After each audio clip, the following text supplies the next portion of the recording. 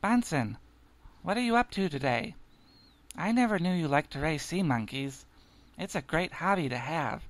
Simple. You pour the sea monkeys into their aquarium, and you feed them. I never thought you'd like doing anything that doesn't require computers, circuits, and a ton of wires. I'm impressed, Bunson. You're actually taking an interest in a part of life that's actually about life. Indeed I is, Jingles, indeed I is.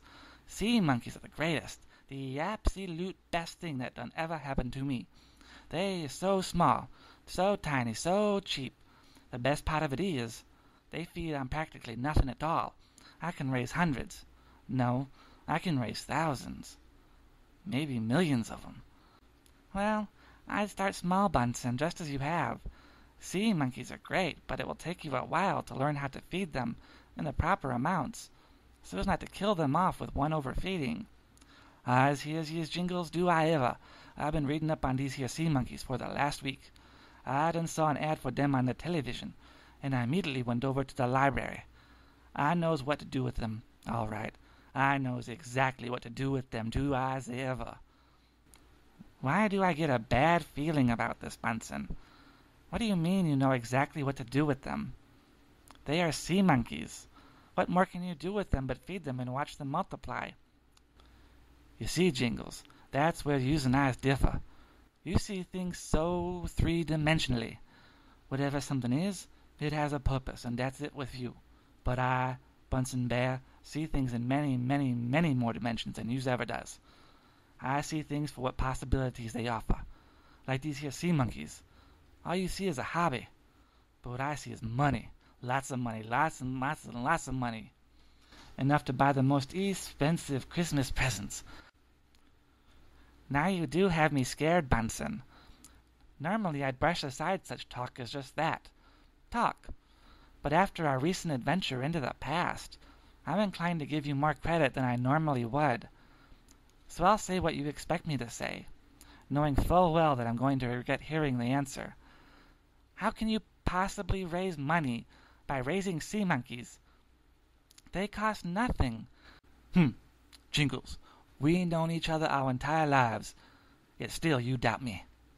Well, little buddy, as I have in the past, I'll explain what I's gonna do. Yes, I is. I'll tell it all, every last part. Once I's done, you will say to me, Bunson, my dear cousin, you is a genius. Yes, you is. You is the smartest bear I done ever known in my entire life. If you impress me enough, I'll call you a genius. Now, Spell, what are you going to do with these poor little sea monkeys? All right. Well, you knows how Thanksgiving is coming on, don't you? Well, I done heard a few weeks back that the grocer ain't got enough turkeys to go around. He ain't got near enough birds to feed all the residents in this here town. Maybe not even half. No, sir. A lot of us is going to be without turkeys this Thanksgiving Day. Yes, I is. Oh, yes, I is, Jingles. Yours truly will be called a hero for supplying this here town with their own turkey. Okay. The sea monkeys. They fit into this story how exactly? All right. Here's my plan, Jingles. I's gonna use this here time travel machine I done invented and transport myself into the sea monkeys' aquarium. Once there, I's gonna genetically engineer them into something other than sea monkeys. I's gonna turn every last one of them there here sea monkeys into a sea turkey. Yes, I is. Yes, I is. I, Bunson Bear, am gonna create a near army of millions of sea turkeys. Bunson. Really? Sea turkeys?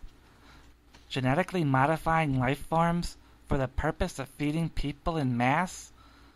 Bunson, please, Thanksgiving is coming. I don't want to get a migraine right before we go on vacation. Please, Bunson, for all that is holy, tell me you're kidding. Please tell me that this is a joke on a huge scale. Please, Bunson, tell me you are kidding. I ain't kidding, Jingles. No, I ain't. I ain't kidding. I ain't joking one bit. Actually, I has already transported all I need into the aquarium. All I need to do now is get myself in there and get to work.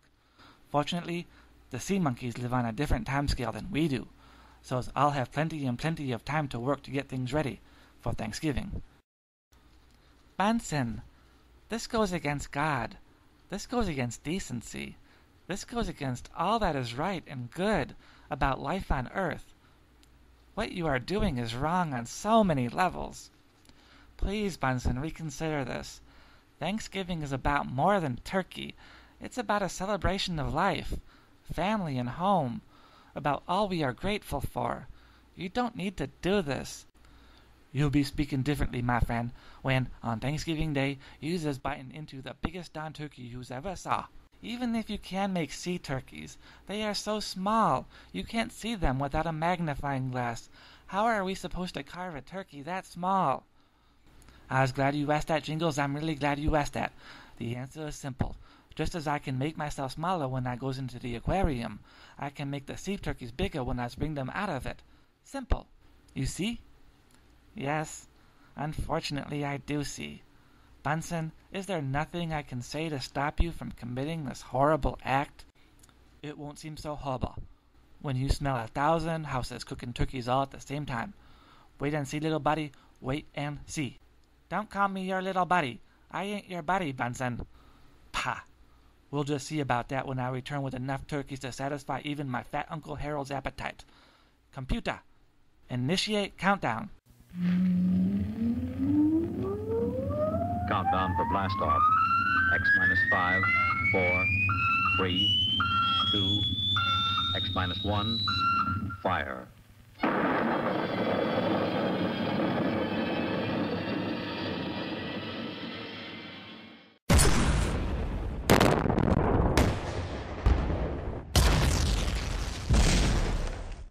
I may not be his buddy, but I am a member of his family, darn it.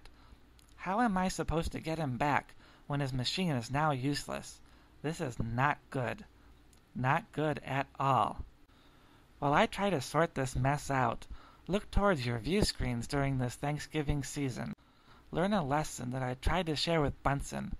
A lesson of giving thanks. And of a day that's about more than just an extra-sized dinner with a turkey in the center of the table.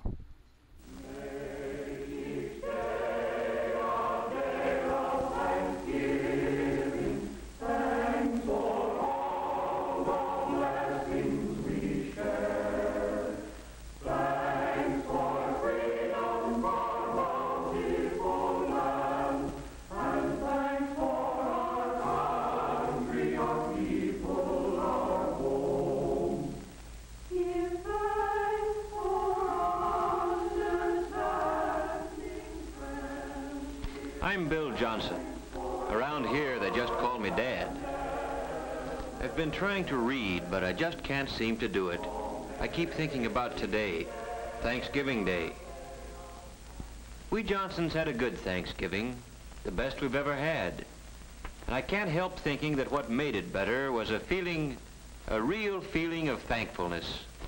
And that's odd, too, when you consider the shape things were in when I got home from work yesterday. Kids, Dick and Tommy and Susan, were all home from school. And of course, Mother and the baby were there. As kids will, mine were living tomorrow right along with today, looking forward to Thanksgiving. And like most men, I'm glad it was Mother instead of me who had to break the news to them. Tomorrow's Thanksgiving. Turkey and dressing and pie and cake. And fruit salad and whipped cream and cranberries. Gee, I can hardly wait. Me too. Well, you know, children, we've had a lot of expenses this month, and, well, your father and I thought that, well, the truth of the matter is, there just won't be any turkey this year. No turkey for Thanksgiving? Oh, I'm going to make a pumpkin pie. We'll have plenty to eat, but, well, we'll just have to get along without turkey. Mom, you don't mean it. It won't be Thanksgiving at all. Even the Pilgrims had a feast. After all, isn't that what Thanksgiving's for? I don't think it's fair. And it was right there that I came in, right in the thick of it. everybody. Hi, Pa. Hello, Mother, Dick, Susan. Well, what's been going on around here? What's the matter with everybody, anyway? Mom says we're not going to have any Thanksgiving. No turkey, no good thing. A fat lot we're gonna have to be thankful for.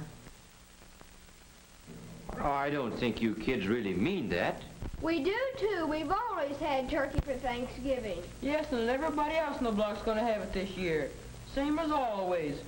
Yes, we've always had turkey, just as a lot of Americans have had it, and we'll keep on having it. Turkey on Thanksgiving's a great American tradition.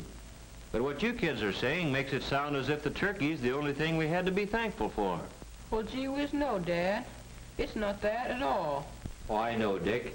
With turkey, it's easy to lose sight of what Thanksgiving really means. And don't think we're just making excuses because we don't have any turkey this year. Well, we know it'll mean a lot more to us the next time we do have it. Well, sure. Suppose we don't have a bang-up feast. We're still a lot better off than the Pilgrims. That's it, Dick. Do you other kids see what Dick's trying to say? Turkey or no turkey, we've still got all the freedoms and privileges the Pilgrims gave us. And out of those privileges have come a lot of things. Things the Pilgrims never even dreamed of. Why, we could make a list a mile long. Why don't we do it? Now, hold on a minute. You've got the idea, but it isn't something you can write down like a grocery list. You've got to feel it down deep before you can really be thankful for anything. I tell you what let's do. Let's take a little more time to think this over.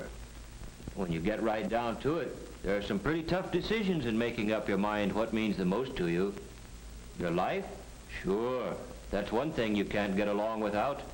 But do you know that there are some places in the world today where you have to get along without just about everything else? Golly, Daddy. I guess I kind of got carried away. But I'll bet you one thing.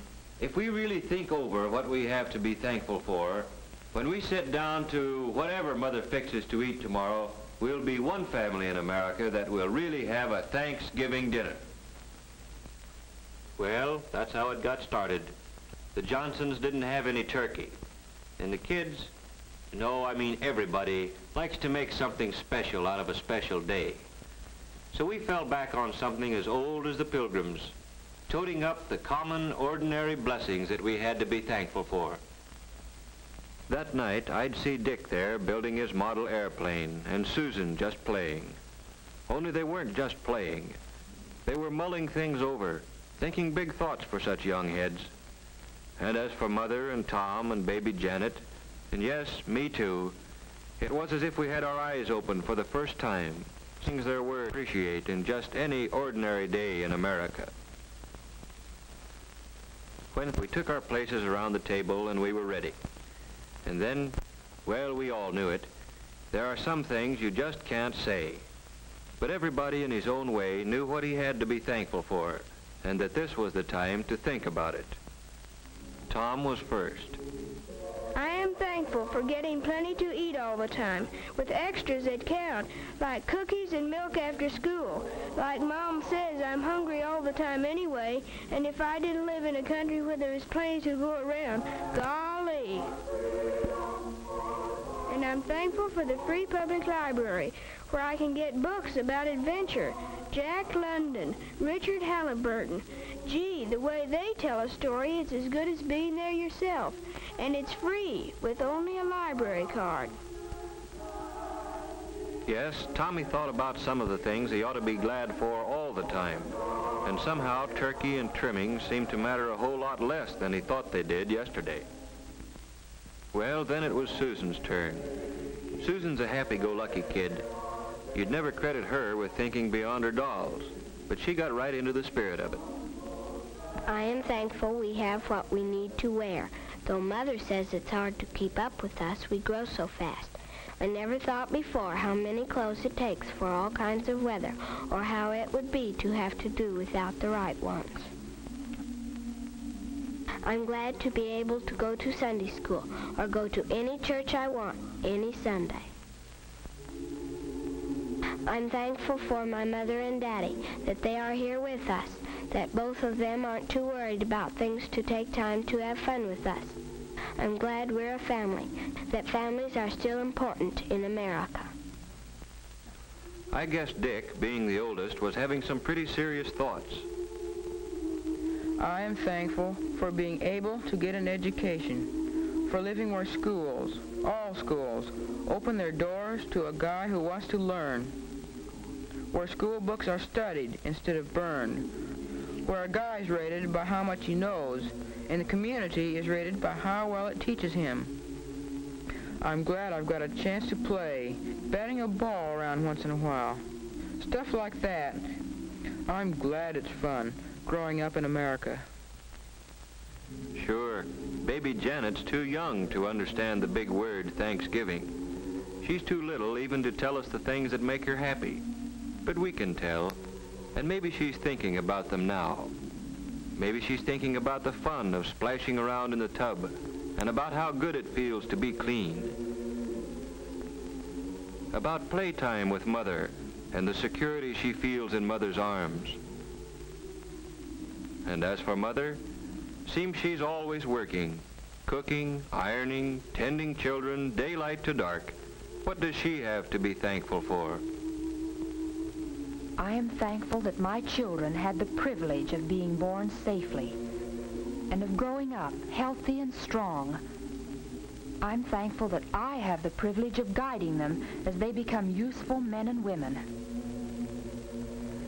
And I'm thankful for all the things our American system makes possible for the Smiths and the Browns and the Johnsons, for washing machines, hot water out of a tap, and a telephone to call the doctor when one of the family is sick.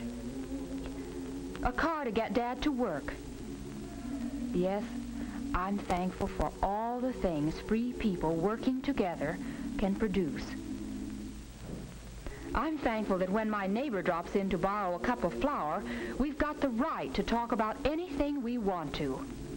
The parent-teacher project, the new mayor, or Jane Jones' hat. And last of all, I'm truly thankful for the peace of mind that Dad's job brings, for knowing that even though there are lots of luxuries we can't afford, there still will always be enough to go around for the things we have to have. I'm glad Dad doesn't work slave hours, that there are evenings and Sundays and vacations when we can all be together. That's Mother for you, grateful for what America means to her family. And now for me. I've got so many things to be thankful for. I'm thankful for this house. It may need a coat of paint, it has a mortgage, but it's ours, a place where we can be together in privacy. And I'm thankful for the thing that makes this house our home, the happiness here, not just today or on Christmas morning, but on a day-to-day basis all through the year. For knowing that a knock on our door means nothing to fear. A friend calling, or maybe a bill collector, or a kid selling magazines. You never know what to expect. But you can count on one thing. It's not going to be some political gangster coming to drag one of us off to jail because we believe in freedom. And I'm glad that that freedom we've got lets me choose the kind of work I like and can do best. Taking a sluggish motor and making it hum again. Makes me feel that somebody got to his work or wherever he had to go just because of me. And feeling like that gives me a lot of satisfaction. And I'm thankful for my newspaper. Just a few cents worth of printer's ink and paper, but more valuable than any amount of money. Because in it, the editor's got the privilege of printing what he thinks, and I've got the privilege of agreeing with him or not, however the facts strike me. And both of us, the editor and I, have the right to act on our opinions on Election Day, to vote for the principles we believe in. And finally, I'm thankful for being able to believe, in spite of everything, that somehow, someway, the unity we've got here in the Johnson family will someday spread to men and nations throughout the world. For all these things, we are truly and humbly thankful. Amen.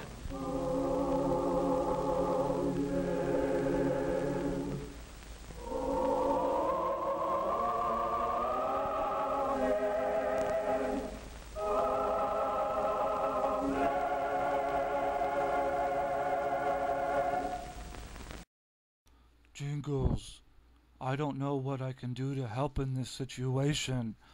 I know even less about this kind of thing than you do. Ask me about football, basketball, or hockey, and I can help. But asking me to understand Cousin Bunson's inventions is like asking a bird to understand why we eat it every November. Cousin Bunson is an odd one, but smart as a whip. The smartest person I know, but that's all I know about him. Whatever goes on in his head has always been a mystery to me. I know, Lazar, I know. It's just that I had to call someone, and you're the only person I can trust enough with a problem like this. After all, it's just you and I who know that Bunson even has this infernal device. Not to mention, the only one who knows what he uses it for. I guess I just needed someone to share the story with, to get it sorted out in my mind. Because this time, I'm going to need more than just smarts to get him back. I'm going to need a miracle. It's kind of ironic, you know. Here Bunson was trying to play God and abuse those poor little sea monkeys. Now he's trapped in there with them by his own invention. It just goes to show that when you play God, you're setting yourself up to be smacked down when the big guy upstairs finds out about it. He does not like anyone imitating him. Yes, it does seem like the only thing we can do for Bunson is to feed him. Although, for a bear who has his own reserved booth at Burger King, I don't think he'll be able to survive on a diet of less than 2,000 calories per meal. It's so gross to have lunch with him, and be forced to watch him shove down chicken sandwiches as if they were chiclets. Still, he's our friend, and unfortunately family too. Even though he totally deserves being caught in his own trap, we can't leave him there forever. There must be a way to rescue him. There must be, Jingles. Neither of us can fix this machine. We don't know enough about it to make another one. There's nothing we could do. If only... If only what, Jingles? If only we knew someone who knew about this stuff. Transporters, time travel, size changing, all this nonsense that Bunson continually gets involved in. If only we knew one person who knows about science fiction. If only we knew. That's it, Jingles, that's it. I need to run off and make a phone call, but I'll be right back. If I'm right, and I can find my friend who knows about this kind of thing, we'll have Bunson back in no time. No time at all. Well, I hope Lazar has an answer to this problem, because I sure don't have one. Hey, kid, let me tell you about something that happened here at the ranch the other afternoon. It was just about dinner time, and Dale and I were just getting back from town. In fact, we were late, and Dale was worrying about making supper, so she jumped right out and hurried inside. And when she got inside the kitchen, she found all the kids making dessert with Jell-O instant pudding. Dale was just as proud as she could be, and they sure whipped that pudding up quick and easy, too. You know, with Jell-O instant pudding, you just empty the package into a bowl that has some cold milk in it, and then you beat it up. There's no trick to it at all. And kids, you just never ate a better tasting dessert anywhere, whether it's butterscotch, vanilla, or chocolate. So ask your mom to get some Jell-O instant puddings for you real soon. And then the next time she's busy, you can have the swellest dessert in the whole world all ready for her. Don't forget the name. It's Jell-O instant puddings. And now, how about singing the Jell-O instant pudding song with us? You ready? Sure are. Okay, here we go. Oh, it's Never too late to make dessert with Jell-O instant pudding. So get the busy day dessert, Jell-O instant pudding. It's so easy a kid can make dessert with Jell-O instant pudding. So get the busy day dessert, Jell-O instant pudding. Yep, you get some Jell-O instant puddings in all three flavors. Vanilla, chocolate, and butterscotch. They're good. I seriously need to make some new friends. The ones I have keep vanishing. First Bunson goes off to the land of the sea people and gets trapped in this little aquarium. Then Lazar runs off to get help so we can get Bunson back. For Thanksgiving, a time of sharing thanks with those we love, I sure do feel alone. If we ever do get Bunson back, I am seriously going to chew him out. This kind of thing happens far too often. Jingles! Everything's going to be all right. I found my pal, and we've just about got things set up so we can try to retrieve Bunson. That's great, Lazar. But how? You're not here. Don't you need to bring in some equipment first? Not at all, Jingles. My friend's equipment is a lot more advanced than Bunson's. That's fine then, as long as you have everything you need. Do you need anything from me? Do I need to do anything? No, I think he's got everything pretty much squared away. All we'll need from you is that you make sure, when we're making the attempt, that you do not move. Nothing in the room can be moved. While the countdown is in play and the transporter beam takes effect, everything must remain exactly as it is. If anything moves, if you move, there's no telling what might happen. All right, Lazar. I'll stand completely still. I just hope this works. I have a few choice words to say to Bunson when we get him back. He deserves a good talking to for putting us all through this nonsense once again. You'll get your chance, Jingles. Okay, we're ready to begin.